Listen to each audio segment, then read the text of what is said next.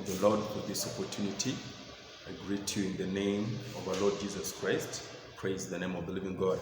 I'm glad to welcome you once again at this forum where we are continuing in our midweek service. And we've been handling a serious topic by the name Sustaining the Seed of God in Us. I want to believe for those who have been consistent with us that the Lord is revealing something new into your life, because the word of God comes as a revelation, comes as a light, and when we receive that light, our grounds of foundation are stabilized and we are able to move forward consistently. So we also thank God for His continued mercy upon us. He has kept us, He has preserved us in the midst of storms. We have seen Him remaining faithful unto us.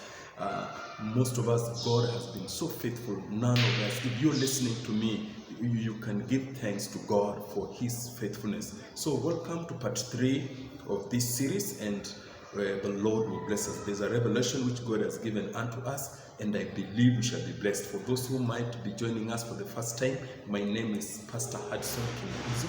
I'm ministering from CCH Oka, CTEC Center, where the glory of God dwells. Let's pray before we continue in the name of Jesus. Everlasting Father, in the name that is above every other name, we worship you and we thank you for giving us this opportunity that I may share with my viewer your word of wisdom. I pray that the Holy Spirit may dwell in our midst. He may unite us together with one accord, O Lord. I pray for understanding. I pray for revelation. We rebuke and arrest every spirit of confusion and wandering mind in the name of Jesus. Anything that may limit us from receiving from the Lord, we rebuke it in the name of the Lord. Give me the spirit of utterance. Let me communicate your truth unto the hearers and listeners, O Lord.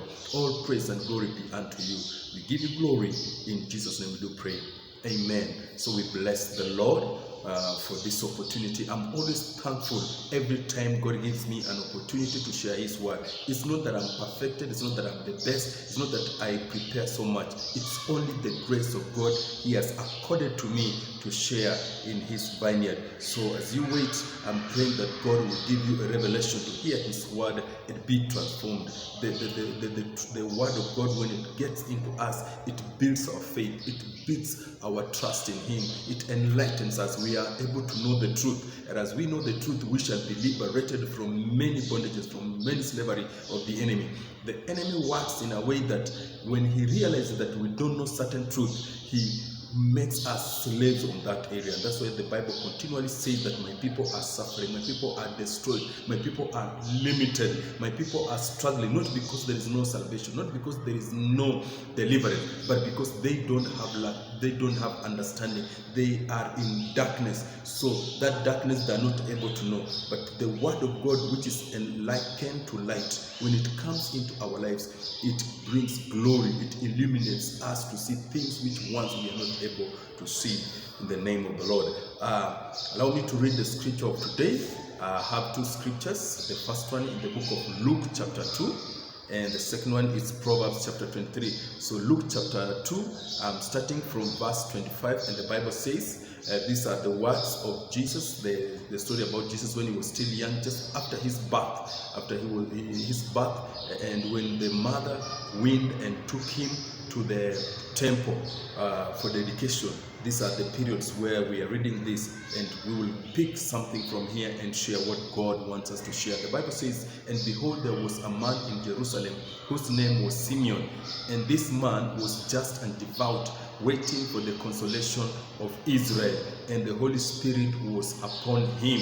And it had been revealed to him by the Holy Spirit that he would not see death before he had seen the Lord's Christ. So he came by the Spirit into the temple, and when the parents brought in the child Jesus to do for him according to the custom of the law, he took him up in his arms and blessed God and said, Lord, now you are letting your servant depart in peace according to your word. For my eyes have seen your salvation, which you have prepared before the face of all peoples, a light to bring revelation to the Gentiles and the glory of your people Israel. And Proverbs chapter 23 verse 18, the Bible records, For surely there is an end, and thine expectation shall not be cut off. The script about Luke, this is a man called Simeon. He's devout, but he was old. But he got a revelation that he will not see death until he places his eyes on the revelation or the deliverance of Israel. So when the Lord Jesus comes into the temple, the Bible says that after he being revealed by the Holy Spirit, he came to wait for him, because God's way are not man's way. Whatever God promises, whatever the word of God goes forth, it has to accomplish. And that's why this man, when he saw the deliverance of Israel, he now spoke to God with a lot of joy. Now, Father, you have fulfilled your will, you have fulfilled your purpose, your promise has come to pass. Therefore, allow me to come and rest. In other words, what God had spoken to his life, it came to fulfillment. And that's why the wisest man, Mr. Solomon, is telling us in Proverbs chapter 23 that there are end to things, but the expectation, the seed which God has placed in you will not be disappointed, will not be cut off. Hallelujah. My message today, under the series topic of sustaining the seed of God, I want to share about waiting expectantly. Waiting expectantly. And for this man, Simeon, he waited expectantly until he saw the revelation of Israel. Proverbs is telling us, since your expectation will not be cut off, so you need to be expectant. Hallelujah. Now, we've been using the word seed, and as we are using the word seed, we are always dwelling into farmers, because they are good examples, a good revelation which we can learn from. And one of the characteristics or attributes of farmers is what we are calling a spirit of patience. Farmers are designed or are attributed with a lot of patience. They put things and they wait patiently until they are realized. And Jesus, whenever he was using farmers, he was building us in the gift of patience. So every farmer knows that there is a period of time that separates the seed time and harvest. Every farmer knows that the moment I place my seed on the ground, then there is a period I will have to wait before the harvest is realized. And it's scriptural. When you look at the book of Genesis chapter 8 verse 22, the Bible says, as earth continues or exists, seed time, understand this, seed time and harvest will never cease. So as long as we are still on this earth, the season of the seed time, the time for seeding and harvest will be there. So farmers have that in mind and work on that clearly. So interestingly, what we need to know that this period of seed time and harvest, it's there. It has to be there in everything. And what is interesting, when I was studying about crops and farming, I realized that this period, interestingly, is the most defining period. In other words, what you do between this period of after planting your seed and waiting for the harvest, what you do in between determines the kind of harvest you will receive. If you do something good, if you invest heavily, if you have something important you're doing to your crops, then you'll have a bountiful harvest. But if you ignore your seed, you place your seed in the ground and ignore it, my friend, you'll be disappointed with your harvest. So this is a very important period. So as we are learning about sustaining the seed of God, it is important to understand this season, to understand this period on how to operate. This is the period.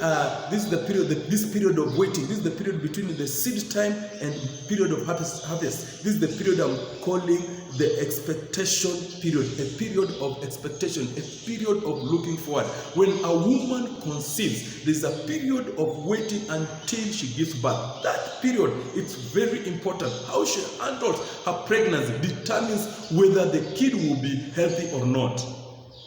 Bwana Yesu asifiwe. So there's no wonder he's calling an expectant woman. There is a period she's waiting for. It's a very important. Even how she handles, she changes her diet, she changes her cloth line, she changes her shoes, she changes the way she moves, even the way she's walking. There are things she cannot involve herself in. It's a very unique period. Why? Because that one determines the end product that she receives. This period of expectation is a very important period. And I looked at in the dictionary to the definition of the word expectation, and I looked and I found that it is the prospect of the future.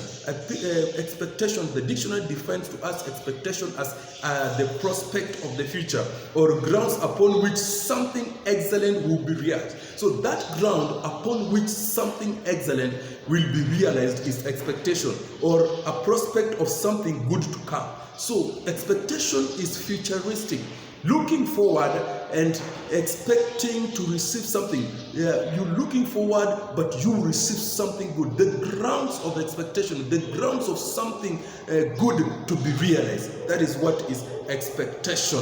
As a carrier, I came to tell you that as a carrier of the seed of God, you need to understand that your miracles are not instantaneous. You and me, being the carriers of the seed of God, being the carriers of the seed of divinity, our miracles, our end product, it is not instantaneous. The Lord does not tell you today that you'll be a great man and tomorrow you wake up to be a great man. There is a period of waiting. Look at even Abraham. God told him, I will make you great. I will make you a father of many nations. And out of these, he waited for 25 years. That period, that 25 years is what we are calling the period of expectation. And how Abraham handled himself, it was the defining moment. It was the defining moment of him realizing what God had put in place. Look at Joseph. God gave him a dream when he was still a young boy, around 17 years. But it took a period of time for him to become the great man.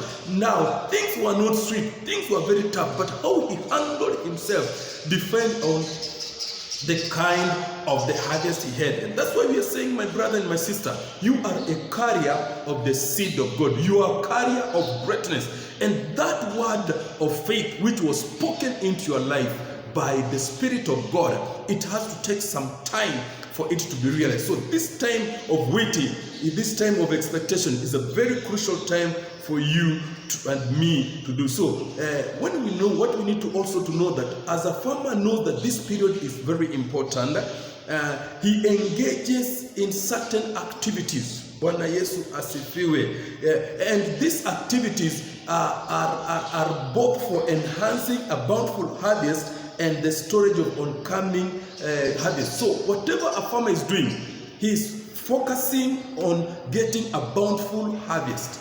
And the second thing, he knows that after I get this harvest should get a place of well storage. So it's not just a matter of just relaxing. A period of expectation is not a passive period. It is a very active period. If there is a period in your life you need to be active, is the period when you are waiting on God. Things should be very active. Look at Abraham. This is the period he was really raising up altars and worshiping God and listening to the voice of God, being led by God. Because that one was very determining. It was defining the defining moment. Even Joseph, he went through a lot of challenges, things that wanted to steal away his faith, but he was consistent.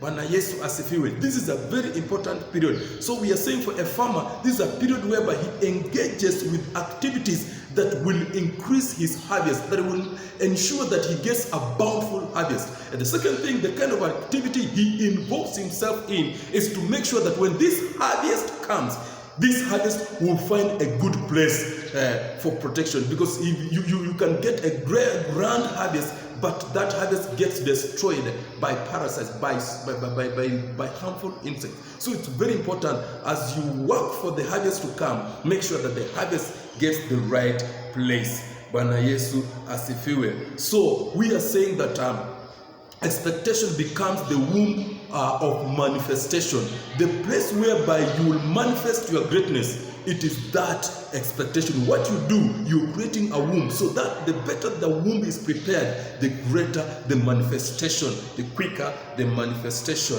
Praise the name of the living God. And for this reason, because we are saying a season of expectation is an active season, for this reason, you can always differentiate between a person who is waiting forward expectantly and the one who is not.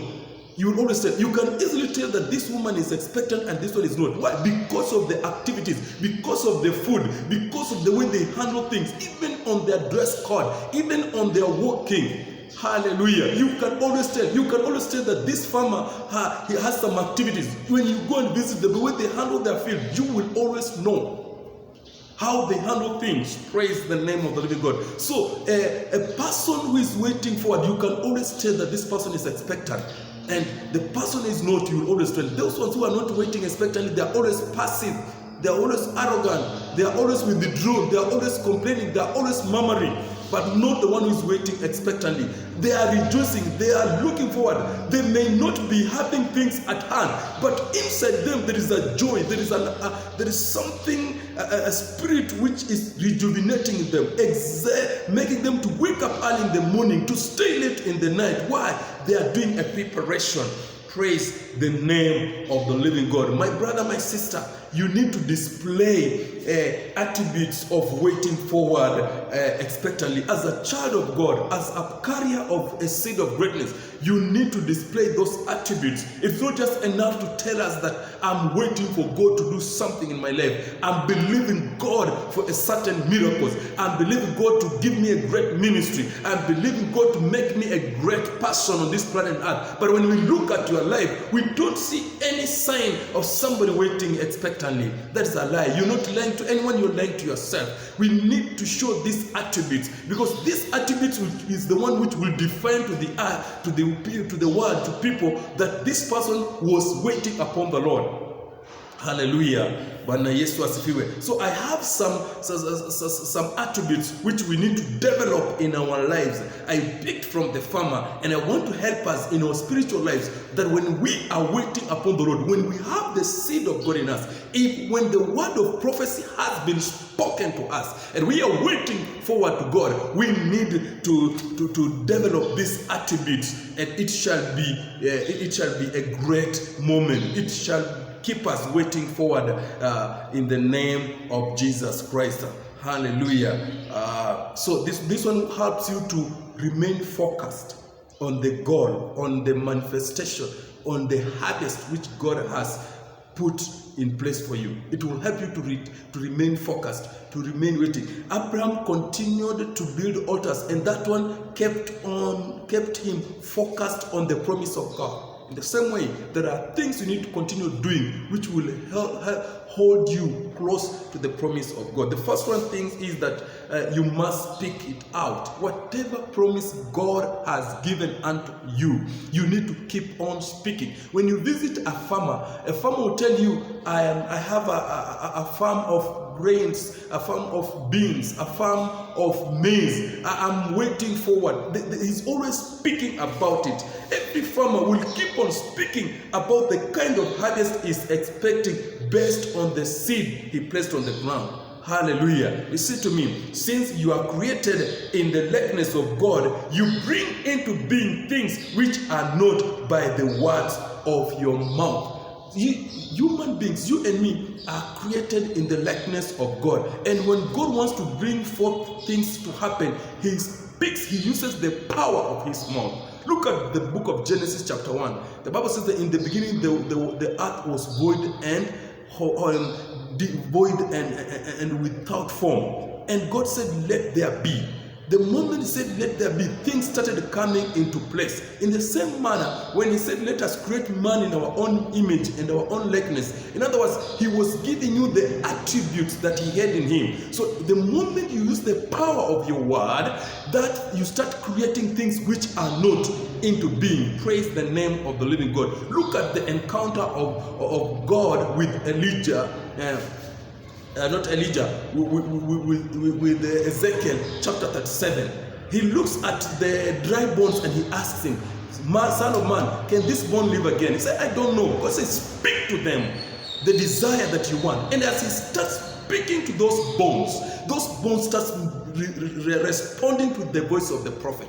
Listen to me, son of God, child of God, listen to me. There are things in your life you're expecting God to change them. Continue speaking to those seemingly dry bones, and they will listen to your voice. They will hear your voice and respond accordingly in the name of Jesus Christ. The Bible tells me in the book of Proverbs chapter 18 and verse 21 that life and death is contained in the power of our tongue, and whoever loves it will eat of its fruit. Let me tell you, the kind of harvest you will get is determined by the nature of the words you release. Don't release negativity if you want some positive things. Don't release death if you want life. Hallelujah. Don't speak negative to your relationship if inwardly, inside of you, you want some revival. Don't speak negative to your child, to that son of yours, if you want some revival of God. Don't speak negative things to that job if you want to be retained. The devil is a liar. Sometimes he allows us to speak bad things over issues which otherwise we do not want to happen. Listen to me. The words that you are allowed to speak are very important. So whatever you're expecting God to do for you, keep on speaking. Keep on speaking. Don't be quiet. Bwana Yesu asifiwe.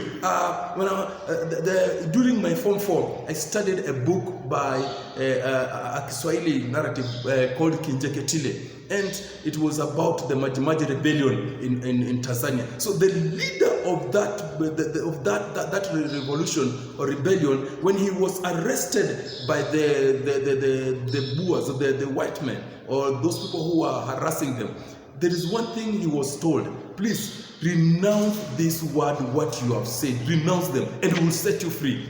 This guy looked at it and said, even if you think that these words, that this water are not true, I will not renounce my words. I will not go back to my words. I will leave it, because these are the words which will bring liberation to many generations. The same thing, the enemy will come to you and want you to renounce the positive words you had spoken. Listen to me, no matter the circumstance, no matter the situation, even if the heavens look to be dry and your seed was in the ground, continue speaking of the great harvest that will come in the name of Jesus Christ, and it will come to happen in the name of the Lord. The second thing that you need to do as you're waiting forward expectantly, you must give towards this expectation. Be a giver. Now, during this time of expectation, for those who have worked through within farmers, and you've seen what happens, one of the major things that farmers do during this period of waiting forward, because this is the time whereby the crops are growing and be establishing themselves before they start becoming fruitful. And there is something farmers do. They do what we are calling top dressing. They add extra nutrients. They look at how the crop is doing. If they are deficient of nitrogen, they add nitrogenous fertilizers. They add calcium. They add certain things so that to strengthen the crops accordingly, so that they can become bountiful. So the farmer is very careful. He's looking at the crops and seeing if there any deficiency. Could it be the minerals? Could it be water? Even this is the period they could even do irrigating the crops, so that they make sure they become strong and give them what we are calling bountiful harvest. Let me tell you this, friends. What will define, what will keep you to a great harvest is the kind of giving you will give towards this. One person in the Bible whom I like using is the man Abraham. Immediately Abraham was given a promise by God. In the book of Genesis chapter 12, the first verses, God calls him out of his people and he tells him his desire, the promise he gives them. I will make you a great nation. I will make you a father of many nations. I will make you rich. I will make you a blessing. I will protect you. When it comes to verse 8, the same chapter, we see Abraham raising up an altar for God at Bethel. So he was giving to what? And this one became a lifestyle of Abraham. He was continually raising altars for God. Look at even the moment he met Melchizedek. He gave him a tithe. He was always a giver towards that promise. Praise the name of the living God. I came to tell you this. It is very important on how you connect yourself to this promise. Be a giver. This is a period to be a great giver. Look out. What moment do I give my finances? Do I give my time? Do I give my prayers? Look at what you are supposed to give. Maybe you want to give even your skill. You want to give even your worship. There is many ways. There are many things God is expecting from you. This is not a time to retreat yourself and go into hiding. This is a period to give as much as you can. Praise the name of the living God. Because the more you connect to the altar of God, the more vibrant your vision becomes. It will not be delayed. The devil will not have an opportunity to whisper negativity to you. So this is the period to give. And as the more you give, as Abraham did, it will connect you to the promises of God, as did with Abraham. The more he was sacrificing this, every time he raised a sacrifice, every time he raised an altar and sacrificed to that altar, he always told God, is that promise still there? And God said, Abraham, do not fear. Don't be afraid. I will fulfill my promises. The same thing. Every time you give to God, God will give you an assurance. Yes, what you are doing, I know. I'm receiving it and I will fulfill it in the name of Jesus Christ. The third thing that we need to do towards our waiting forward expectantly to the realization of a habit is what I'm calling live a separated lifestyle. And some of other activities that a farmer does when he's waiting for his harvest is what I'm calling the weeding process. Weeding is whereby he gets into his farm and looks at his crops, and then he realizes that there are some plants which are not supposed to be there, which are not required to be there. These weeds will come to compete and hinder the plants or make the plants to become weak or even get some diseases. So what does he do? The farmer comes and does the weed. He uproots them. He works out a way so that he can kill these weeds. What he's doing is that he's separating his crops from weeds, things that are not required, things that are not bringing in what is necessary for him. And I always say this, a weed is a plant that is growing where it is not required. It may not necessarily be a wild herb. Any plant, if you have some beans crop and maize plants are growing there, they may limit the bountifulness of that beans. So what do? You remove those plantations of maize. Anything that is growing where it's not required becomes a weed. And that's what a farmer does. He's very careful. Anything that is not growing where it is not required, he separates them so that these ones can work together. There is a tendency whereby the same kind of plants, when they are growing together, there is what we call cross-pollination. And that cross-pollination increases the hybrid. It strengthens the kind of the seed. Bwana Yesu asifiwe. In the same way, what you need to know is that as God has spoken to you that promise, there is a kind of a lifestyle you need to live. Praise the name of the living God. The Bible tells me in the book of 1 Corinthians chapter 15 verse 33 that bad company corrupts. Bad company corrupts. If you are in a company that is not supporting your vision, is not going in the same direction as you are, it will corrupt you. And that's why even ladies who are expectant, we're talking about it, they will separate themselves from a kind of activities. If they were playing football, they will withdraw from football. If they were doing some active things, they will withdraw depending on what they want. Even their kind of behavior, interaction changes. Praise the name of the living God. Let me tell you, there are some people or a group of people, if you continue allowing yourself to walk with, they will limit your level of expectation. They can even kill that seed.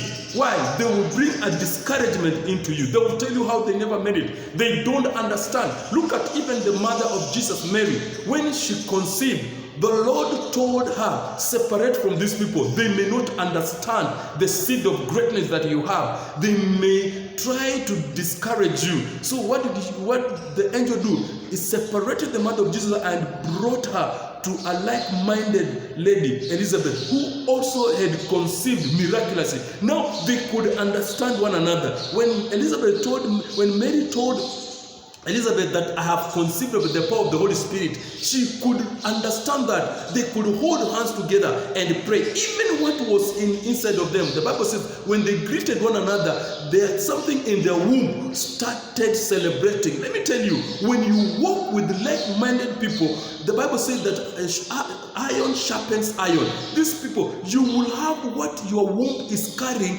being strengthened, being revived. Because when you're waiting and when somebody is waiting like you, tell you, my brother, let us go for 3 days prayer and fasting. You become encouragers of one another. You sharpen one another. You look forward. You encourage one another in the name of Jesus Christ. So separate from areas which are not good. I have seen great men of God, people with great gifts, people with great promises, but because they involve themselves with people who are not supporting that gift, it got destroyed. Let me tell you, that great ministry of yours, I've seen people who are serving God faithfully, but because they involve themselves with the people who don't want to serve God, sooner or later they were down, they gave up, they started complaining, they got discouraged. Let me tell you, if you want to continue and realize a good harvest, you must be steadfast with the kind of people you're working with, and the Lord will bless you. The last thing I want to talk about is what I'm calling, whatever you believe God to do in your life, start making preparation of the same. And we already touched a little bit. One of the other things that a farmer does is to prepare a storehouse, to repair it. And if he is focusing on the harvest to be even bigger, he expands. The Bible says that increase the stakes of your affairs. Why? What I'm about to pour is great. Let me tell you, what you detest, you repel. Even before you realize your harvest, start celebrating, start thanking God. You see, it is not there, but start celebrating the Lord. Start telling God, I know I will achieve this, so may all glory be unto you. Praise the name of the living God. You need to start celebrating this. And how do you do this? Go to places and see where God has made some people realize, because in your life you'll find that there are people who are ahead of you, there are people who are with you, and there are people who are behind you. People who are behind you are looking on you. They are seeing how are you waiting upon the Lord. And the moment you'll become successful and that seed is realized, they will keep steadfast waiting upon the Lord. And then there are people who are ahead of you, who God has already realized. Look at their lives. When you see somebody has realized their dreams, start celebrating them. Go and worship God with them. Go and give a thanksgiving. Go and offer sacrifices in that area to give thanks to God. Why? You are already celebrating. Somebody told me, what you detest, you repel. You cannot be waiting for God to bless you, and when you see somebody is blessed in that area, you become indignant. It does not work that way. When you see you're expecting God to expand your ministry, and perhaps you have put everything in place, but you go there and see a brother or sister, maybe you may think according to it they're not doing much, but their ministries are expanding, celebrate them. Celebrate the goodness of the Lord. Ladies, maybe you're expecting God to bless you with a kid, and it has taken away, and you go and see a friend who has already a kid. Don't start complaining. Don't tell God, why have you forgotten me? Why have you forsaken me? No, tell God, I thank you. I celebrate you. Why? Because the fact that you have blessed this lady, I am next online. Bwana Yesu asifiwe. Every time you see somebody has been blessed, always know that you are next online. I love this. In our church, we always say this, that when you see somebody who's ahead of you has already been blessed, it means the queue is being reduced. You are next online. So if there were 10 people and one has already been blessed, it means the queue is being reduced. So the more people you are seeing them being blessed, it means you are getting closer and closer to your queue. So that should be a moment of celebration. Praise the name of the living God. And my brother and my sister, if we develop these attributes, you realize that sooner than later, your dream will come to pass. You will not even know, and the harvest is there. The moment the farmer does these activities, before he realizes, even he doesn't rest, he realizes that the harvest is at place. And that is what I'm saying. As you engage yourself in this, it will put your mind, it will keep your mind focused to the harvest ahead. And when this one is realized, my friend, you will become a celebration. Let me encourage you this, that seed in you will not be destroyed. It will be sustained. It will be realized. And the glory will be unto God. Many will come and see what God has done, and they will believe in this God of Israel. Hallelujah. Before you go, please remember to give your offerings, to give your tithes. There are numbers which are passing across. Always remember to be faithful. This is another opportunity to give towards that which you believe in God to. And you shall be a blessing. And by any chance, if you have missed some of my ministries and some of teachings, even in this series topic, you can always visit my YouTube channel, and it is there. The address is down there, and you shall be blessed in the name of the Lord. Before I let you go, allow me to pray for you, and we shall be blessed in the name of Jesus. Father, I thank you and I give you glory. Thank you for my viewer. Thank you for my listener, Lord. You have been so faithful. You have been so loving. Thank you for sustaining them by your grace and by your loving kindness. Thank you for returning them, oh dear Lord, and causing them just to humble themselves before you, Lord. I thank you for teaching us these attributes. Any one of them, oh Lord, who was wavering in waiting expectantly, I pray that you may stabilize them in the name of Jesus, because that which you promise, you will come to fulfill it. I pray for more grace and more favor upon their lives. Receive all the praise and glory. In Jesus' name we do pray. Amen. May God bless you. May God keep you. May God sustain you. Until we meet next time at the same forum, may the peace of God be upon you. We love you. May the Lord preserve you. In Jesus' name. Amen. Bye-bye.